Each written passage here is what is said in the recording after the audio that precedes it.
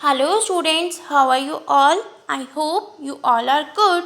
Today we are going to study our next chapter of your SST book, that is chapter number 7, Soil and Water Resources. So this is your SST book. Now take out your SST book and open page number 41. Chapter number 7 is Soil and Water Resources. Today we are going to study about soil and water resources. Okay, firstly we have to know about resources. Resources क्या होते हैं जो हमारी day to day needs को fulfil करते हैं. Natural resources. Natural resources हमारे कौन कौन से होते हैं? Air, water, soil, forest, matter, animals and birds are nature's gift to us. हवा, पानी, मिट्टी, जंगल, मैटर्स जो हमारे पदार्थ होते हैं, एनिमल्स, बर्ड्स, ये सब हमारे लिए क्या है? नेचर से दिए हुए गिफ्ट हैं ये हमारे लिए. These are called natural resources. इनको हम क्या बोलते हैं? Natural resources. These resources fulfil our daily needs. और ये रिसोर्सेज क्या करते हैं? हमारी डे टू डे नीड्स को पूरी करते हैं. Natural resources can be divided into two groups. जो नेचुरल रिसोर्सेज होते हैं उनको हम टू ग्रुप्स में डिवाइड कर सकते हैं. First one is exhaustible or renewable resources and exhaustible or non-renewable resources, and the second one is inexhaustible or renewable resources. Okay, so firstly we have to read about exhaustible or non-renewable resources. Exhaustible or non-renewable natural resources which are limited and reduced to quantity once they are used. Example: coal, petroleum, etc. जो हमारे exhaustible और non renewable resources होते हैं वो कैसे resources होते हैं? वो बहुत क्या होते हैं, जैसे हम उनको लिमिटेड होते हैं वो, और जैसे जैसे हम उनको यूज़ करते हैं वो रिड्यूस हो जाते हैं. अगर हमने उनको एक बार यूज़ कर दिया तो वो कम होते चले जाते हैं. जैसे कि कोल, पेट्रोल हम सब अपनी कार्स में, स्कूटीज़ में, सब में यूज़ करते हैं ना. उसमें क्या होता है, हम जैसे यूज़ करेंगे वो ख़त्म हो जाता है, फिर हमें नए उसकी नीड होती है, नए पेट्रोल की नीड होती है. वो लिमिटेड होते हैं नेचर में. सेकेंड वन इज इनएग्जॉस्टिबल और रिन्यूएबल रिसोर्सेज. इनएग्जॉस्टिबल और renewable natural resources which are available in plenty in nature such as air, water, sunlight, etcetera. जो हमारे इनएग्जॉस्टिबल और रिन्यूएबल रिसोर्सेज होते हैं वो क्या होते हैं? नेचर में प्लेंटी मीन्स नेचर में बहुत अमाउंट में अवेलेबल होते हैं. जैसे कि एयर, हवा होती है हमारी, हम कैसे सांस ले पाते हैं? जस्ट बिकॉज ऑफ ऑक्सीजन ना, वो हमारे एटमॉस्फेयर में प्रेजेंट होती है. वाटर, सनलाइट, ये सब क्या होती है? इनएग्जॉस्टिबल और renewable resources. Now soil resources. Now we have to read about soil resources. Soil is an important natural resource. मिट्टी क्या है? हमारे एक important natural resource है. The top layer of the earth surface is made of soil. अर्थ की जो top layer है वो किससे बनी हुई है? सॉइल से. Soil is formed by breaking up of rocks and decayed organic materials. Soil कैसे फॉर्म होती है? जो हमारी रॉक्स होती हैं, जो पत्थर होते हैं, उनके ब्रेक होने से, और बाकी जो हमारे डिकेड ऑर्गेनिक मटेरियल्स होते हैं, जैसे कि डेड बॉडीज होती है, डेड एनिमल्स होते हैं, प्लांट्स होते हैं, उनसे. Okay, this organic matter is formed by the decay of dead plants and animals waste like cow dung. जो हमारे ऑर्गेनिक मैटर होता है ये कैसे बनता है? डेड प्लांट से. जैसे कि कोई अगर हमारा प्लांट है वो मुरझा गया, और या फिर अर्थक्वेक वगैरह कहीं पर आ जाते हैं, तो जिस तरह से जो प्लांट हमारा ज़मीन पे पड़ा है उसको अगर बिल्कुल वो उसके ऊपर बहुत सारी हमारी लेयर्स आती जाती हैं, जैसे आंधी तूफान आया है, कभी कुछ आया है, तो वहाँ से क्या होता है? उससे सॉइल फॉर्म होती है, नई मिट्टी फॉर्म होती है. और एनिमल वेस्ट से, जैसे कि काउ डंग, गाय के गोबर से, इन सब से हमारी मिट्टी फॉर्म होती है. The entire process takes millions of years. और लेकिन ये नहीं है कि हमारा डेड प्लांट आज बिल्कुल आज एक कोई डेड प्लांट है उससे हमारी मिट्टी एकदम फॉर्म हो जाती है. नहीं, ये डेड प्लांट और एनिमल्स वेस्ट जो होते हैं हमारे, इसके सॉइल को कन्वर्ट होने में मिलियंस ऑफ ईयर्स लग जाते हैं. Over thousand of years the soil is spread through natural forces like wind, oceans, rains and floods. हज़ारों साल पहले जो सॉइल है वो जो सॉइल है वो किसके थ्रू आती है, नेचुरल फोर्सेस के थ्रू, जैसे कि विंड, ओशियंस, रेन्स और फ्लड्स के थ्रू। नाउ टाइप्स ऑफ सॉइल, अभी हम टाइप्स ऑफ सॉइल के बारे में पढ़ेंगे। Soils vary from region to region depending on the surface, climate and rainfall.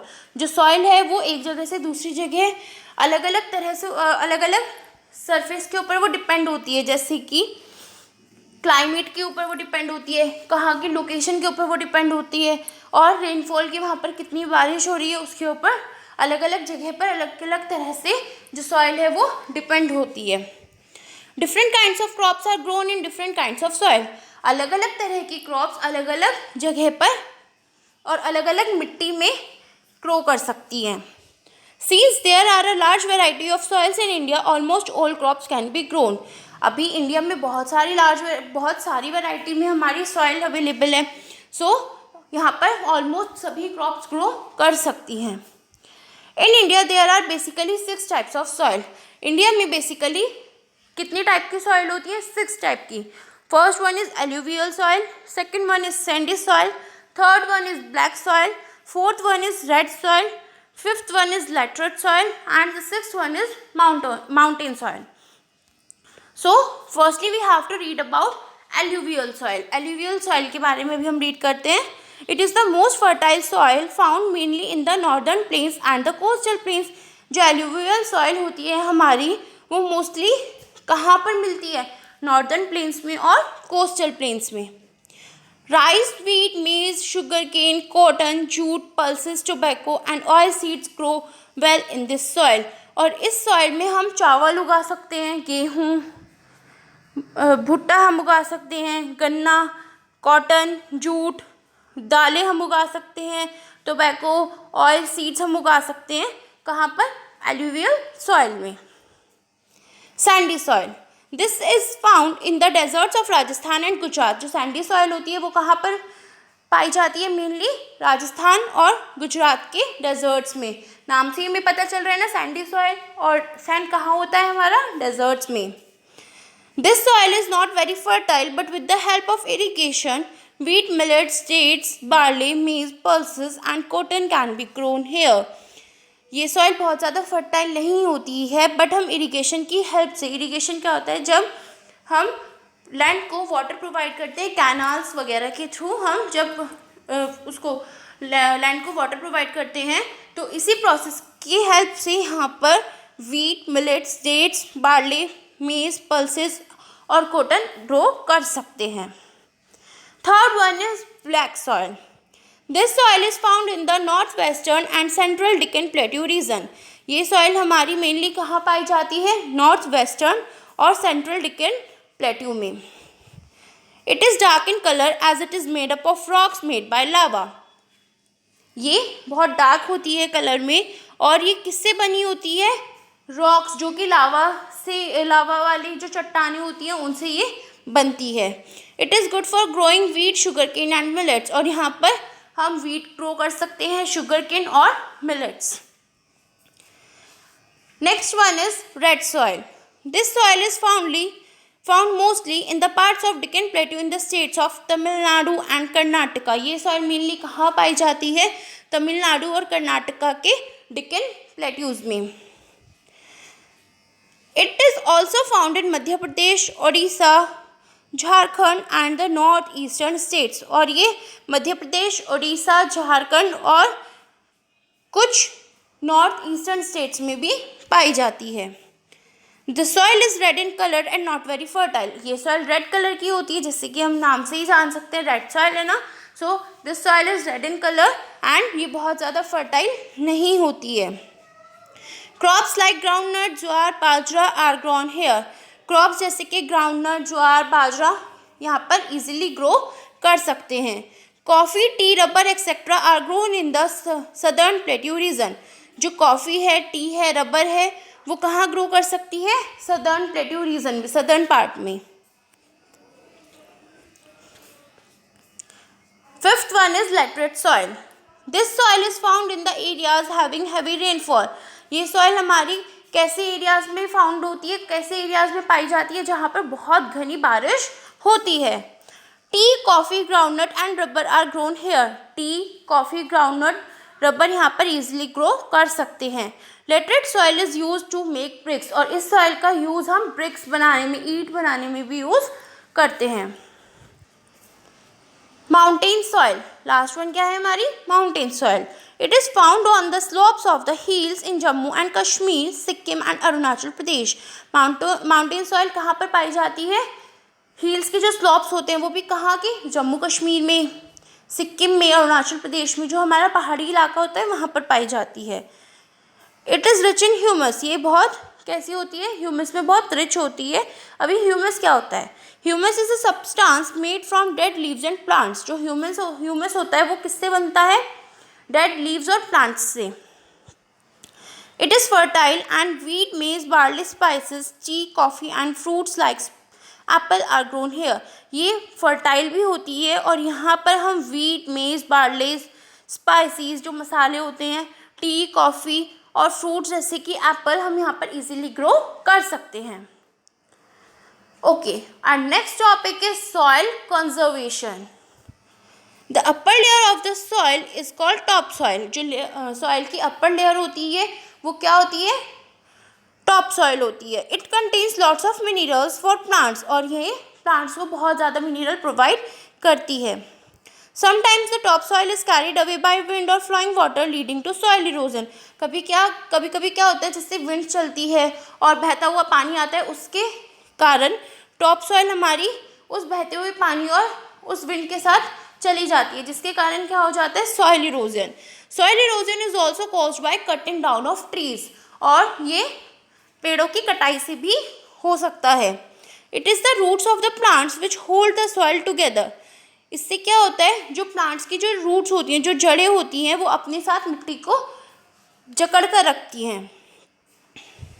Soil erosion reduces the fertility of soil and makes it unfit for cultivation. Soil erosion से क्या होता है, जो हमारी जो सॉइल होती है उसकी फर्टिलिटी कम हो जाती है, मीन्स जितनी वो उपजाऊ होती है वो तो कम हो जाती है, और जिससे कि वो किसी भी चीज़ को ग्रो करने के लिए, कल्टीवेशन के लिए वो अनफिट होती है, मीन्स वो अच्छे से उसके लिए फिट नहीं होती।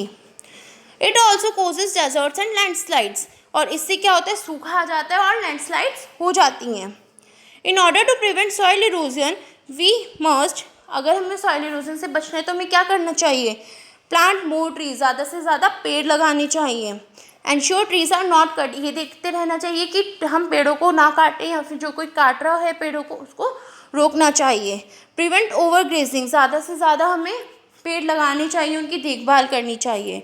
Fields should not be left empty, and to prevent soil degradation, farmers should use organic fertilizers like cow dung and compost instead of chemical fertilizers. जो फील्ड्स होती हैं, जो मैदान होते हैं, उनको खाली नहीं छोड़ना चाहिए, वहाँ पर ज़्यादा से ज़्यादा पेड़ लगाने चाहिए, और जो फार्मर्स हैं उनको केमिकल फर्टिलाइज़र्स की जगह ऑर्गेनिक फर्टिलाइज़र्स यूज़ करनी चाहिए, जैसे कि cow dung. Okay, soil degradation और soil damage is caused by many factors. जो सॉइल डिग्रेडेशन होता है या सॉइल जो डैमेज हो जाती है वो बहुत सारे तरीक़ों से हो सकती है, जैसे कि बहुत ज़्यादा अगर पॉपुलेशन वहाँ पर इंक्रीज़ हो जाएगी तो वो पेड़ों को काट के वहाँ पर अपने घर बनाएंगे। And cheap and quick farming methods which reduce the fertility of soil, और सस्ते और जल्दी ग्रो करने वाले केमिकल फर्टिलाइज़र्स अगर फार्मर्स यूज़ करेंगे तो उससे क्या होगी, हमारी जो फसल है वो ख़राब हो जाएगी और उसकी फर्टिलिटी भी रिड्यूस हो जाएगी। अभी हमने सॉइल रिसोर्सेज के बारे में पढ़ा है। Now we have to read about water resources. Water is very important for all living beings. Water सभी लिविंग बींग्स के लिए बहुत ज़्यादा इंपॉर्टेंट होता है। 3/4 of the earth's surface is covered with water in the form of oceans, rivers, lakes and streams. अर्थ की surface का 3/4 area किससे कवर्ड है, वाटर से। किसकी फॉर्म में, ओशंस की फॉर्म में, seas, rivers, lakes, ponds. Okay, sea and ocean water is salty and not fit for drinking और कुकिंग। जो सी और ओशन का वाटर होता है वो कैसा होता है, सॉल्टी, खारा पानी होता है, जो कि पीने के लिए और खाना बनाने के लिए अनफिट होता है, उसके लिए वो यूज़ नहीं कर सकते हैं हम। Our main source of fresh water is rain. अगर हमें फ्रेश वाटर चाहिए तो उसका मेन सोर्स क्या है? रेन, बारिश। However, rainfall varies from place to place and comes only for 2 or 3 months during the monsoon or rainy season. Rainfall जो होती है वो अलग अलग जगह पर आती है और 2 से 3 महीनों के लिए आती है। कब आती है? मॉनसून सीजन में। Fresh water exist in lakes, rivers and streams. जो फ्रेश वाटर होता है मेनली वो हमें कहाँ से मिलता है? लेक्स से, रिवर्स से, स्ट्रीम्स से। Okay, now irrigation. अभी मैंने आपको बताया था पहले भी कि इरिगेशन क्या होता है। इरिगेशन क्या करता है? इरिगेशन से जो लैंड होता है उसको वाटर प्रोवाइड होता है। किसके थ्रू? कैनाल्स के थ्रू। कैनाल्स, डैम्स, इनके थ्रू हमें हमारी जो लैंड है उसको वाटर प्रोवाइड होता है। To reduce our dependence on rain, several irrigation projects have been undertaken by the government. जिससे कि हम रेन पर ही डिपेंड ना रहें, इसीलिए गवर्नमेंट के थ्रू बहुत सारे इरिगेशन प्रोजेक्ट्स डेवलप किए गए हैं। Water is conserved by building canals, dams, reservoirs and tanks. जो वाटर है हम उसको कैसे कंजर्व करके रख सकते हैं, कैसे स्टोर करके रख सकते हैं? बाय बिल्डिंग कैनाल्स, कैनाल्स को बिल्ड करके, डैम्स को, रिजर्वायर्स, जो टैंक्स होते हैं उनके थ्रू हम वाटर को कंजर्व कर सकते हैं। Canals are channels dug to take water from rivers to the fields. Canals के थ्रू जो रिवर का जो वाटर है वो फील्ड्स तक पहुंचता है। For example, the Indira Gandhi canal in Rajasthan provides water to a large part of north west India. जैसे कि जो इंदिरा गांधी कैनाल जो राजस्थान में बनाया गया है उसके थ्रू नॉर्थ वेस्ट इंडिया को बहुत ज़्यादा अमाउंट में पानी उस कैनाल के थ्रू मिल जाता है। Wells are dugs in areas where underground water is easily available to bring underground water to the surface. जो वेल्स होते हैं, जो कुएँ होते हैं, उनके थ्रू जो अंडरग्राउंड वाटर है वो ईजिली सरफेस तक पहुंच जाता है। ट्यूबवेल्स यूज़ इलेक्ट्रिक और diesel pumps to pump water to the surface. जो ट्यूबवेल्स होते हैं वो इलेक्ट्रिक और डीजल पंप्स के थ्रू उससे वाटर क्या होता है? सरफेस तक आ जाता है। Tubewells are use for irrigation in Punjab, Haryana, Uttar Pradesh and Gujarat. जो ट्यूबवेल्स होते हैं वो इरीगेशन में भी यूज़ होते हैं और कहाँ कहाँ पर? Punjab, Haryana, Uttar Pradesh and Gujarat. In areas where it is difficult to dig wells, rain water is stored in tanks and ponds and is use later for irrigation.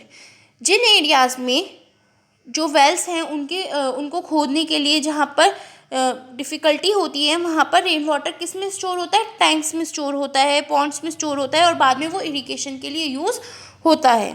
This is common in south India. और ये कहाँ पर कॉमन है? South India में ये बहुत common है। Dams are built across rivers to store and hold back water. Some of the dams are also called multi-purpose projects because जो डैम्स होते हैं हमारे वो किस लिए बनाए जाते हैं? ताकि जो रिवर जो का पानी जो हमने स्टोर करके रखा है वो जो हमने रेन वाटर स्टोर करके रखा है वो रिवर में वापस पहुंच सके। कुछ डैम्स जो हैं वो उनको हम मल्टीपर्पज़ प्रोजेक्ट भी बोलते हैं क्योंकि they act as reservoirs of water, क्योंकि वो पानी को बहुत बचा कर रखते हैं। They help in controlling floods, उनसे बाढ़ आने के चांसेस कम हो जाते हैं।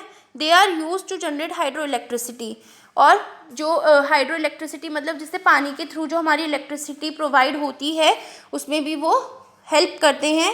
They are use for fish breeding, और ये फिश ब्रीडिंग में भी यूज़ होते हैं।